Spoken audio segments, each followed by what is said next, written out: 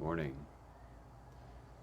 So, the advice for today is do not resist the urge. Um, it's a little bit counterintuitive, and and that's why I feel like it's important to share this.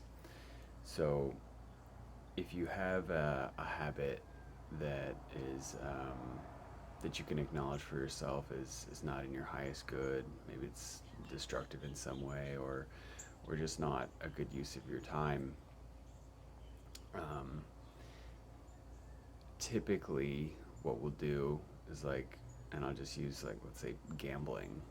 Um, if you get an urge to gamble, then typically what someone will do is to debate about it. Should I? Shouldn't I? Oh, that would be fun, but I can't risk the money or whatever.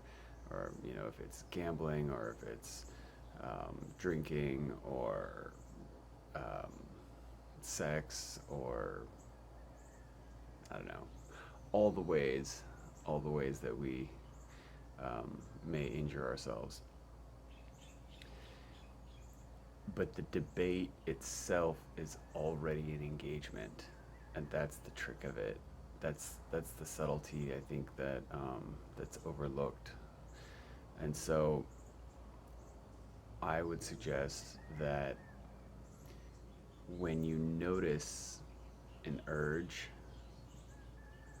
it's not a resistance to the urge, but to simply acknowledge that the urge is a call to balance.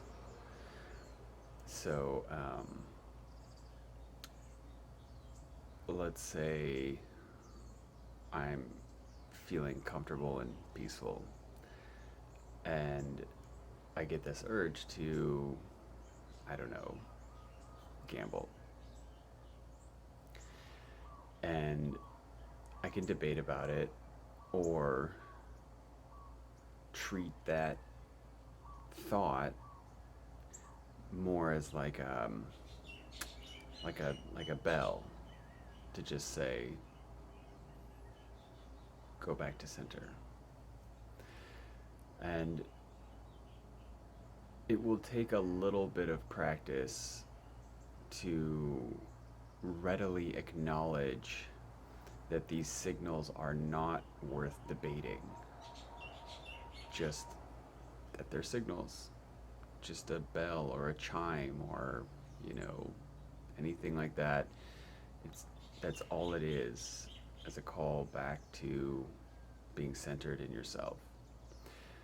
Now, that all being said, uh, as nothing should be followed blindly, we have to apply wisdom to this. Um, if you're sitting calmly and you get the urge to use the toilet, go use the toilet.